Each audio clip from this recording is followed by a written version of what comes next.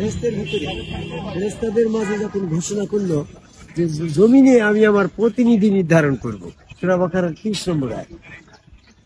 যখন তার দেহ গঠন সম্পূর্ণ করবো, উহাতে আমার নিজ রূহ ফুৎকার করব এবং আমার নিজ আকৃতিতে তার দেহ গঠন সম্পূর্ণ করা পরে নিজের রূহ ফুৎকার করে সেখানে তোমরা সেজদা করিবে, সূরা সাদের 72 নম্বর আয়াত। এই ঘোষণা ছিল কিন্তু আদম তৈরিরও অনেক আগে। আল্লাহ রাব্বুল আলামিন এই ঘোষণা দেওয়ার পরে ফেরেশতাদের ভিতরে এটা নিয়ে এই বিষয়ে একটা ইমানি কঠিন পরীক্ষা ছিল। একাধারে আল্লাহ রাব্বুল আলামিন পূর্বে থেকেই ঘোষণা করে আসছে, আনাল মারজুদুলিল্লাহ, সমস্ত সেজদার মালিক আল্লাহ, সূরা জিনের 18 নম্বর আয়াত। আবার আল্লাহ ঘোষণা করলো যে তোমরা আদমকে সেজদা করো। এই দুইটার ভিতরে ইমানে একটা পরীক্ষা ছিল। যদি ফেরেশতারা আদমকে সেজদা করে তাহলে সেজদা শিরক হয়ে যায়, আবার যদি সেজদা না করে তাহলে আল্লাহর হুকুম অমান্য হয়ে যায়। তো ফেরেশতারা এমন একটা কৌশল অবলম্বন করলো যে আল্লাহর হুকুমও অমান্য হবে না, আবার সেজদা আমি আল্লাহ ছাড়া কাউকে করবো না। মানসিক অবস্থা এমনটাতে সেক্ষেত্রে আল্লাহ রাব্বুল আলামিন কোন বিষয়টা অ্যাপ্লাই করে সেটার তার অনুধাবন করতে নেই। সেটার এক পর্যায়ে গিয়ে দেখা গেল যে আদমকে সেট আপ করার পরে আল্লাহ সেখানে নিজের রূহ ফুৎকার করলো এবং আল্লাহ পাকের নিজের চেহারা আদমকে আমানত স্বরূপ দিল, যেন সেখানে সেজদা শিরক না হয়। দেখো, সেজদা শিরক মুক্ত করার জন্য আল্লাহ কিন্তু পলিসি অ্যাপ্লাই করল। পলিসি কি? আল্লাহর রূহ সেখানে সেট আপ করলো, আদমের দেহের ভিতরে আল্লাহ পাক নিজে সেখানে প্রতিষ্ঠিত হইল, সেট আপ হইল। আবার সেখানে তার নিজের আকৃতিটা সেখানে আমানত স্বরূপ সেট আপ করলো। আমানত স্বরূপ সেট আপ করার কারণটা কি? যদি আল্লাহ পাকের আকৃতিটা আদমকে হস্তান্তর করে দেয়, সেক্ষেত্রে আল্লাহর চেহারার মালিক কিন্তু আদম হয়ে যায়। সেক্ষেত্রে আদমের চেহারার পরে সেজদা দিলে শিরক হয়ে যায়। আল্লাহ এখানে কৌশল অবলম্বন করলো যে চেহারাটা আদমকে দিল ঠিক, সেট আপ করলো ঠিক, কিন্তু সেখানে আমানত স্বরূপ দিল, মালিকানা কিন্তু আল্লাহর কাছেই রাখে। যার কারণে কিন্তু আদম চেহারায় আল্লাহ ফেরেশতারা যখন সেজদা দেবে ওটা অটোমেটিক আর শিরক হবে না। এবং সেখানে শুধু নিয়তের ব্যাপারটা থাকছে। যদি ফেরেশতারা নিয়ত করে আমি এই রূপে এই সুরত আদমের এবং এর ভিতরে আছে আদম, আমি সেই আদমকে সেজদা করলাম, তাহলে কিন্তু সেজদা নিয়তের কারণে শিরক হয়ে যায়। আর যদি এই সেজদার থেকে তারা বিরত থাকে তাহলে কিন্তু আল্লাহর নির্দেশ অমান্য করে তারা কাফের হয়ে যায়। যেমনটি ভাবে ইবলিস আল্লাহ পাকের নিয়ত হুকুম আদমকে সেজদা করা, এই হুকুম অমান্য করে কাফের হয়ে গেল। তো ফেরেশতারা তখন এমনটি ভাবে নিয়ত করলো যে আদমের ভিতরে আল্লাহ পাক অবস্থান করলো এবং সেখানে আল্লাহ পাকের রূহ আল্লাহ পাকের আকৃতি সেট আপ করলো। আদমের আকৃতিকে আল্লাহর আকৃতি বিশ্বাস করে, তার ভিতরে স্বয়ং আল্লাহ আছে এই বিশ্বাস করে আদমকে সেজদাটা ঠিক আদমের দিকেই করলো, কিন্তু নিয়তের তীরটা আল্লাহর দিকে মানল। ভালো করে খেয়াল করে, আল্লাহর সাথে ফেরেশতারা এখানে একটু ইমানি পরীক্ষায় কিভাবে পাশ করলো। আসলে কিন্তু সেজদাটা আদমের দিকেই করলো, কিন্তু নিয়ত করলো যে আমি আদমকে করছি না, সেজদা নামের তীরটা চলে গেল আল্লাহর দিকে। যেমনটা এই যে অনেক সময় দেখা যায় না, মানে একজন একটা ব্যক্তিকে গুলি করছে, কিন্তু গুলি করার গুলিটা যখন ছুড়ে দিয়েছে, ঠিক গুলিটা ওই জায়গায় পৌঁছানোর আগেই সামনে কিন্তু তার একজন প্রিয়জন এসে গেল, গুলিটা কিন্তু তার গায়ে লেগে গেল। ঠিক আল্লাহ রাব্বুল আলামিন এখানে হুকুম দেওয়ার পরে যে আমি হুকুম দিয়েছি ফেরেশতাদেরকে তোমরা আদমের দিকে সেজদা করো, তখন আল্লাহ দেখলো যে ফেরেশতারা সেজদার প্রস্তুতি নিয়ে ফেলল, সেজদা করবে। এই যে দীর্ঘদিন হুকুম দেওয়ার পরেও তার প্রস্তুতি ছিল। আল্লাহ তো সমস্ত মানুষের অন্তরে খবর জানে। খবরটা কিভাবে জানে? দেখো সূরা কাফের 16 নম্বর আয়াতে বলছে আল্লাহ তোমার অন্তরের যাবতীয় খবর জানে।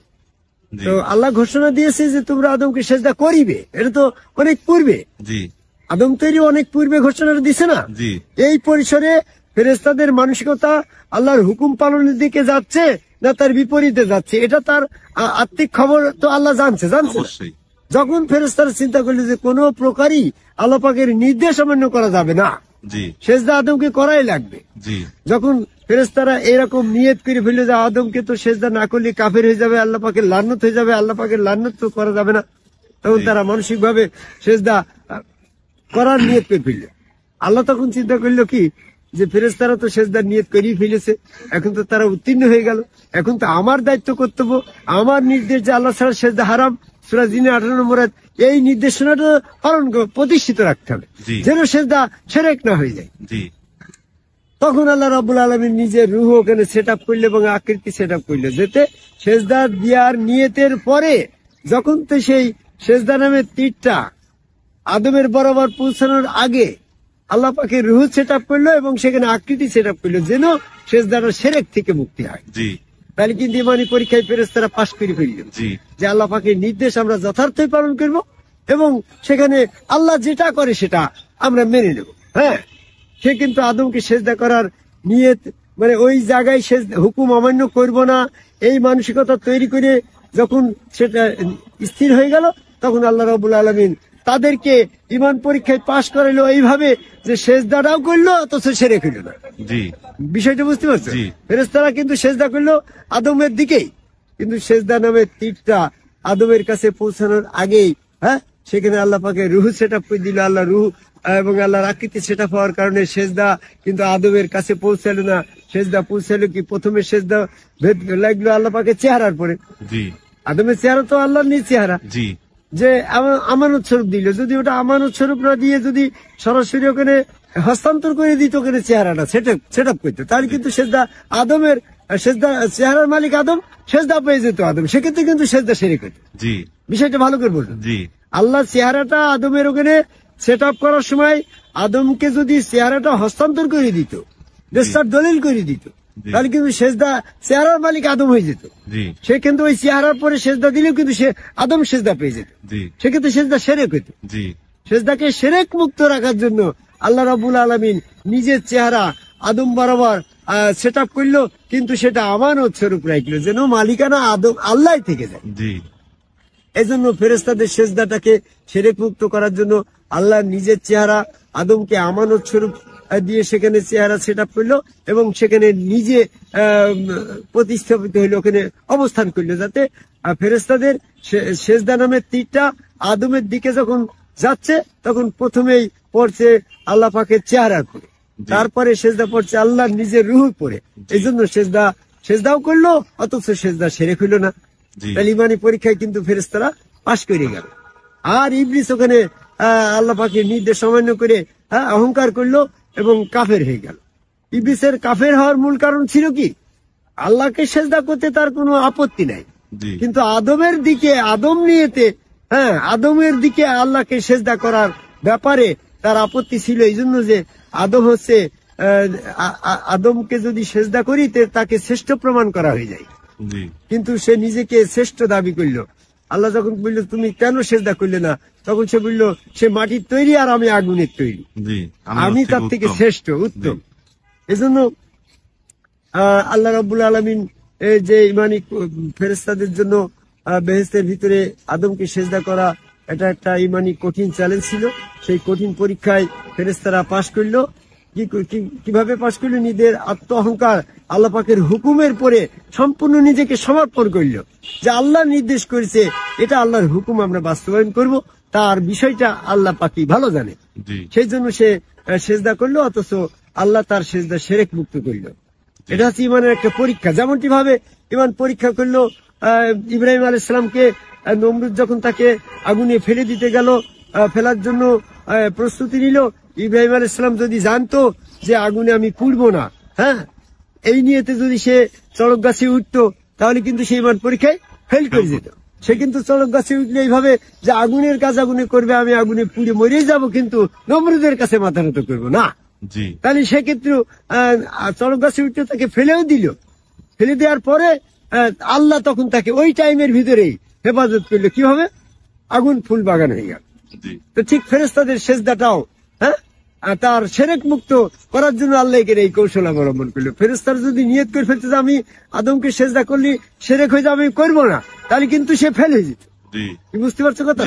তো নিয়ত করে ফেলে যে আল্লাহর হুকুম চিরধার্য, আমি আল্লাহর হুকুম পালন করবো। সেরেক হবে কি হবে ওটা আল্লাহর বিষয়। আল্লাহ তখন ঠিকই সেরেক থেকে সেজদা হেফাজত করার জন্য আল্লাহ রুহ করে সেট করলো, আল্লাহ চেহারাও করে আদমকে আমানত স্বরূপ দিল, যার জন্য সেজদা সেরেক মুক্ত হইল। আবার ফেরেশতারাও কিন্তু সেজদা দিয়ে ইমান পরীক্ষায় পাশ করলো, আল্লাহর হুকুম পালন করলো। বিষয়টা বুঝতে পারছো? ঠিক নমরুদের ক্ষেত্রেও তাই, ইমানের পরীক্ষায় সে নমরুদকে পরীক্ষা করে নিল। নমরুদ যদি নিয়ত করতো যে না আমি আগুনে পুড়ে মরে যাবো, এই জন্য আমি চড়ক গাছে উঠবো না, হ্যাঁ, তাহলে কিন্তু সে ফেল করতো। কিংবা যদি মনে করতো যে আগুন আমাকে পোড়াতে পারবে না, তাও কিন্তু ফেল করতো।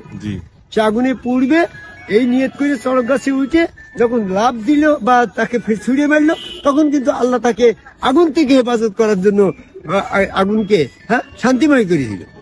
ঠিক আছে, ঠিক তদ্রুপ ভাবে ফেরেশতারা যখন নিয়ত করে ফেললো যে আমি এরকম ভাবে আদমকে সেজদা করছি, এই নিয়তে যখন সেজদা করার নিয়ত করে ফেললো, তখন আল্লাহ সেজদা সেরেক মুক্ত করার জন্য আল্লাহর আকৃতি আদমকে আল্লাহ নিজ আকৃতি আদমকে এরকম ভাবে আমানত স্বরূপ সেট আপ করলো এবং আল্লাহ নিজের রুহু ওখানে সেট আপ করে সেই সেজদা নামের তীরটা নিজের বুকে মারল, যার জন্য সেজদাটা আদম বরাবর পৌঁছালো না, এই জন্য সেরেক হইল না।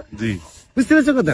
ঠিক এইভাবে বর্তমানে আমরা আদমকে সেজদা করার আয়াতটা কোরআনে থাকায় এটা পালন করতে গিয়ে আমরা ইমানের একটা কঠিন চ্যালেঞ্জের মুখে আছি। আল্লাহ ছাড়া সেজদা হারাম, এটাও আমাদের কোরআনে আয়াত। আবার আদমকে সেজদা করতে গিয়ে যে আদমকে সেজদা করলে সেরেক হবে, এই কারণে আমরা ইমানের একটা কঠিন পরীক্ষার সম্মুখীন হয়েছি যে আমরা আদমকে সেজদা করে একজন সম্মুখ গুরু রসুলকে যদি সেজদা করি তাহলে সেরেক হয়, আবার যদি সেজদা না করি তাহলে আল্লাহর হুকুম অমান্য হয়ে যায়। এখন আমাদের এই আয়াত দিয়ে, আমার এই ভিডিও দিয়ে, এই কথা দিয়ে আমি এটা বলতে চাচ্ছি যে আল্লাহর হুকুম চিরধার্য। কেন সেজদা সেরেক হবে, কিভাবে হবে, আল্লাহ কিভাবে আমার ইমান রক্ষা করবে, ওটা আল্লাহর ব্যাপার। আমার যেমনটি ভাবে ফেরেশতাদের ইমান রক্ষা করেছিল আল্লাহ রুহ করে সেট আপ করে, আল্লাহর আকৃতি সেট আপ করে, যেমনটি ভাবে ইব্রাহিম আলাইহিস সালামকে আগুন থেকে নমরুদের আগুন থেকে রক্ষা করেছিল আগুনকে ফুল বাগান বানিয়ে দিয়ে, ঠিক আমি যখন নিয়ত করে ফেলবো আদমকে সেজদা করে একজন সম্মুখ রসুলকে রসুল সুরতে আল্লাহকে আমার সেজদা করার নির্দেশ, আমি এটা করব, আমার ইমানটা কিভাবে আল্লাহ রক্ষা করবে সেটা আল্লাহর ব্যাপার। আল্লাহ ঠিক সেইভাবে তোমাকে নিয়ে তোমার রক্ষা করবে, যে এইভাবে দেখো যে আদমের আকৃতির থেকে সমস্ত মানুষের আকৃতি আসছে, এটা আহাদ আল্লাহ সূরা ইখলাসের ভিতরে বলছে। এই আহাদ রূপে মানুষ, এই রূপগুলো সব আল্লাহর রূপ, এখানে সেজদা দিলে তোমার সেরেক হচ্ছে না, সেজদা তো আল্লাহই পাচ্ছে। এই জন্য আমাদেরকে আদম কাবায় সেজদা করার মানে আমরা সরাসরি এই আদমকে সেজদা করার নিয়ত মানসিকতা তৈরি করার পরে সেজদা সেরেক মুক্ত রাখার জন্য আমাকে নিয়ত নামের কৌশল অবলম্বন করতে হবে যে আমি সমগ্র রসুলের ভিতরে ব্যক্তি রসুলকে ডিলেট করে ওর ভিতরে আল্লাহ সত্তাকে জাগ্রত করে বসে ওই সুরত আল্লাহর ওর ভিতরে স্বয়ং আল্লাহ সক্রিয় সুরার ফলে 17 নম্বর আয়াতে আলফাতের 10 নম্বর আয়াতের রেফারেন্সে আমাদেরকে ওই নিয়তের কৌশল অ্যাপ্লাই করে সমগ্র রসুলকে সেজদা করার সময় ওই সুরতে স্বয়ং আল্লাহকে সেজদা করতে হবে। তাহলে কিন্তু সেজদা আল্লাহ পাকের হুকুমও পালন করা হইল এবং সেক্ষেত্রে সেজদা সেরেক থেকেও মুক্ত হইল। তাই পৃথিবীর সকল মানুষকে আদমকে সেজদা করার এই কঠিন ইমানি পরীক্ষায় যেমন ফেরেশতারা পাশ করছিল, আমাদেরকেও কোরআনের ভিতরে এই আয়াতগুলো আছে, এই আয়াতগুলাকে ইমানি পরীক্ষার একটা চ্যালেঞ্জ। এখানে আমাদেরকে এইভাবেই নিয়তের কৌশলে এই সেজদার করে ইমানি পরীক্ষায় পাশ করতে হবে। পরবর্তীতে ঠিক আল্লাহ যখন জান্নাত জাহান্নাম নির্ধারণ করার জন্য ইমান পরীক্ষা করবে, তখন কিন্তু এই আল্লাহ পাকের পা উন্মোচন করে আল্লাহ পাকের পায়ে সেজদার মাধ্যমে ইমানটা পরীক্ষা করবে। এখন যদি আমরা বাস্তবতার ভিতরে গুরু কাছে বায়াত গ্রহণ করে সেজদা না করে যাই, তাহলে কিন্তু তখন আর পাশ করতে পারছি না। সূরা কালামের 42-43 নম্বর আয়াত। আমরা ইবাদত বন্দেগী যত কিছু করছি, কোরআনের সমস্ত আয়াত পালন করছি, কিন্তু এই জায়গায় যদি ইমানি পরীক্ষার যে বিষয়টা রয়েছে সেই জায়গায় যদি আমরা জ্ঞান অর্জন করে সেটাকে সমাধান করে বর্তমান জীবিত অবস্থায় আল্লাহ পাকের আহ্বানে যদি সাড়া না দিই, তাহলে কিন্তু সেদিনকে আমরা মৃত্যুর পরে যাই আর কোনো বিধি ব্যবস্থা আমাদের জন্য থাকছে না। তখন কিন্তু আমরা সবাই ইমান পরীক্ষায় ফেল করে দোজখে চলে যাচ্ছি ইবলীসের মতো করে। এই জন্য আমাদের ইবলীসের অনুসরণ না করে এমন ভাবে নিয়ত করতে হবে যে আদমকে সেজদা করাটাই একমাত্র আল্লাহর হুকুম, এটা আমাকে বাস্তবায়ন করতে হবে। আমাকে যে শিরক মুক্ত করার জন্য যে কৌশল ফেরেশতারা অ্যাপ্লাই করছিল, আমরা সেই কৌশলে আদমকে আল্লাহকে সেজদার মাধ্যমে মুমিন হওয়ার আহ্বান করি। ঢাকা বাংলাদেশের রাজধানী এই ঢাকার প্রাণকেন্দ্র ধানমন্ডির এই আবাসিক এলাকার এই ফুটবল ফিল্ডের পাশে দাঁড়িয়ে পৃথিবীর সকল মানুষকে ইমানি পরীক্ষায় পাশ করার আহ্বান করি, আদম কবি সেজদার প্রতি আহ্বান করি। আমার কথা শেষ করি। জয় গুরু।